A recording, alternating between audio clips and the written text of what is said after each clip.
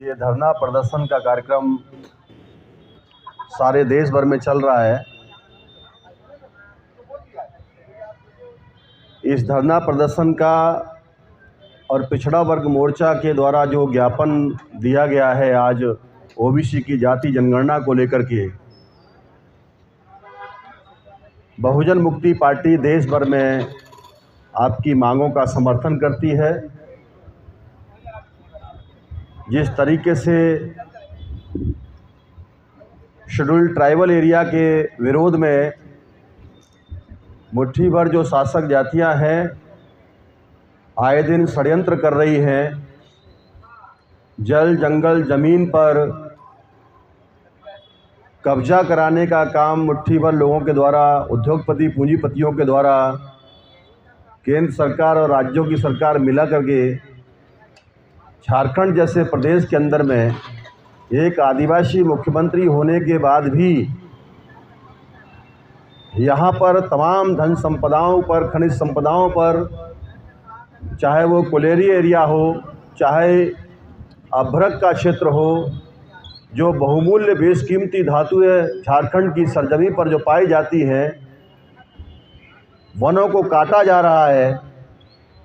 और आखिर ऐसा हो भी क्यों ना, क्योंकि जिस देश का मुख्यमंत्री जिस समाज से बिलोंग करते हों वो खुद ही पाखंडवाद को फैलाने का काम कर रहे हों, तो इससे बड़ी शर्मनाक बात और क्या हो सकती है। वो अपनी संस्कृति को बचाने की बजाय वनों का संरक्षण करने की बजाय उनकी खुद की सरकार में जिन लोगों ने उनको फर्जी केस में जेल भिजवाने का काम किया हो, उसी पाखंडवाद को, उन्हीं लोगों की संस्कृति को आगे बढ़ाने का जो काम कर रहे हो, तो ये बहुत दुख भरी बात है। इसलिए साथियों, ऐसी सरकार हमें नहीं चाहिए जो हमारी संस्कृति को ख़त्म करवाने का काम कर रही हो। हमें वास्तविक तौर पर ऐसी सरकार चुननी होगी आने वाले समय में। ये जो इलेक्शन अभी आने वाला है, बहुजन मुक्ति पार्टी के नेतृत्व वाली, जो आपके जल जंगल और ज़मीन की और आपकी संस्कृति की रक्षा कर सके, इसके लिए आप सभी लोग घर घर गांव-गांव जा कर के इसके लिए काम करें। और जिस तरीके से आपकी जो मांगे हैं, हम लोगों ने देश भर में आपकी इन मांगों का बहुजन मुक्ति पार्टी की तरफ से समर्थन किया है। तन मन धन के साथ में हम लोग इस पूरे आंदोलन को हम लोग देश भर में समर्थन दे रहे हैं। इसलिए आप लोगों को आने वाले निकट भविष्य में ये जो मुट्ठी भर लोगों को ही बचाने का काम करते हैं, ऐसे लोगों से सावधान रहने की ज़रूरत है। और दूसरी बात, आज 13 अगस्त को देश का सबसे बड़ा जो सामाजिक समूह है पिछड़ा वर्ग, ओबीसी समाज, वो ओबीसी समाज की, उन पिछड़ी जातियों की जनगणना नहीं हो रही है। आप सभी लोगों को मालूम है कि हर 10 साल बाद जनगणना होती है। अंग्रेज़ों के समय से चला आ रहा है। जनगणना होती है तो सरकार कौन, कितने पढ़े लिखे लोग हैं, कितने अनपढ़ हैं, कितने सर्विस वाले हैं, कितने बिजनेस वाले हैं, किस उम्र के हैं, महिला कितनी है, पुरुष कितनी है, ये सारा आंकड़ा सरकार इकट्ठा करती है। और जो पीछे रह गया है, जो पीछे छूट गए लोग हैं, उनको आगे बढ़ाने के लिए योजनाएं बनाती है। अनपढ़ है तो कितने हैं, ग्रेजुएट है तो कितने हैं, पोस्ट ग्रेजुएट है तो कितने हैं, डॉक्टरेट है तो कितने हैं, ये तमाम चीज़ का जो आंकड़ा इकट्ठा होता है, किस समूह के लोग पिछड़ रहे हैं, तो उनको आगे लाने के लिए सरकार बजट पास करती है, उनको राष्ट्र की मुख्यधारा में लाने का काम करती है। ये सारा काम जनगणना के बाद में होता है। मगर भारत में ये जो डबल इंजन की सरकारें हैं, भारतीय जनता पार्टी की सरकार है, ये जनगणना नहीं कर रही है। और सबसे बड़ी खतरनाक बात तो ये है कि जो ओबीसी का प्रधानमंत्री है, वो पिछड़े वर्ग के होने के बाद भी पिछड़े वर्ग के लोगों की जनगणना नहीं करवा रहे हैं, बल्कि सुप्रीम कोर्ट में जाकर के ये हलफनामा दे रहे हैं कि ओबीसी की जनगणना ओबीसी के नाम पर नहीं होगी, हिंदू के नाम पर होगी। हिंदू के नाम पर जो अल्पसंख्यक लोग हैं, जो कम संख्या वाले लोग हैं, डीएनए के अनुसार जो विदेशी लोग हैं वो बहुसंख्यक हो जाते हैं हिंदू के नाम पर। तो ऐसी स्थिति में साथियों पिछड़े वर्ग के लोगों के साथ में धोखाधड़ी हो रही है, आदिवासी भाइयों के साथ में धोखाधड़ी हो रही है, शेड्यूल कास्ट के लोगों के साथ में धोखाधड़ी हो रही है। लोकतंत्र के जो 4 पिलर हैं, 4 आधार 4 पावे हैं, विधायिका जहाँ कानून बनाए जाते हैं, विधायिका में आए दिन जन विरोधी कानून बन रहे हैं। कार्यपालिका उन गलत बनाए हुए कानूनों पर जबरन अमल कर रही है और न्यायपालिका देश में न्याय करने की बजाय अन्याय कर रही है। वो कॉन्स्टिट्यूशन के विरोध में फैसला दे रही है। अभी SC/ST में क्रिमिनल लाने का फैसला देश की सर्वोच्च न्यायालय ने दिया कि क्रिमिनल होना चाहिए। संविधान में तो ऐसा कुछ भी नहीं है। संविधान में तो ये है जिसकी जितनी संख्या भारी उसकी उतनी हिस्सेदारी। संविधान संख्या को मानता है और केंद्र सरकार हो या सर्वोच्च न्यायालय हो, वो संख्या को मानने की बजाय वो केवल कुछ ही लोगों को फायदा पहुंचाने वाला काम कर रही है।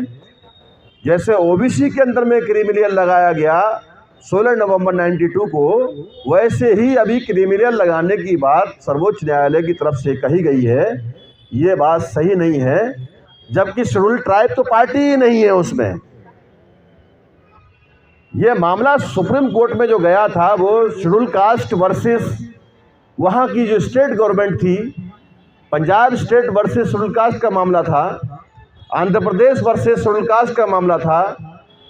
शेड्यूल ट्राइब का तो मामला ही नहीं था, मगर उसके बाद भी शेड्यूल ट्राइब के अंदर में भी क्रिमिनल लागू किया जाए ऐसा फैसला सर्वोच्च न्यायालय ने दिया, जो कि संविधान सम्मत नहीं है, गैर संवैधानिक फैसला है। इसको भारत सरकार रद्द कर सकती है। तो SC/ST के कुछ सांसद लोग प्रधानमंत्री के पास में गए। प्रधानमंत्री ने कहा कि ठीक है, हम इसको अभी लागू नहीं करेंगे, मना कर दिया, ये है वो है, मगर प्रतिनिधित्व भी नहीं दे रहे हैं। जाति आधारित जनगणना नहीं हो रही है, इसलिए जाति आधारित जनगणना को लेकर के राष्ट्रीय पिछड़ा वर्ग मोर्चा और भारत मुक्ति मोर्चा के द्वारा जो देशव्यापी भारत बंद का ऐलान किया गया है 30 अक्टूबर को, वो बड़ा आंदोलन होगा, पूरा भारत बंद होगा। उसका बहुजन मुक्ति पार्टी राष्ट्रव्यापी स्तर पर समर्थन करती है। पूरे झारखंड प्रदेश में ही नहीं बल्कि पूरे भारत में सभी राज्यों के अंदर में हमारा समर्थन है, चाहे वो राष्ट्रीय आदिवासी एकता परिषद का मामला हो, चाहे वो राष्ट्रीय पिछड़ा वर्ग मोर्चा और भारत मुक्ति मोर्चा का मामला हो। इसलिए साथियों, हम लोगों ने ये फैसला किया है कि अब हम अलग अलग लड़ने की बजाय अब हम मिलजुल कर लड़ेंगे और जो विदेशी लोग हैं उनको खदेड़ने का काम करेंगे। अभी वो समय आ गया है, जो हमारी संस्कृति सभ्यता को नष्ट कर रहे हैं और जबरन तरीके से आदिवासियों के ऊपर में हिंदू बना करके उनको जो थोपने का काम कर रहे हैं, उनकी संस्कृति को मिटा रहे हैं। ये भारत के संविधान के आर्टिकल 13 का उल्लंघन है, जिसमें स्पष्ट लिखा हुआ है आर्टिकल 13 में कि देश के संविधान को लागू होने के एक क्षण पहले तक जो भी परंपराएं हैं, उन सभी परंपराओं को, रूढ़िवादिताओं को नल एंड वॉइड घोषित किया जाता है। मगर नई नई परंपराओं को जन्म देने का काम सरकार करवा रही है, पाखंडों को बढ़ावा दे रही है, जो हमारी मूल संस्कृति है उसको नष्ट कर रही है, जो संविधान विरोधी कार्य है।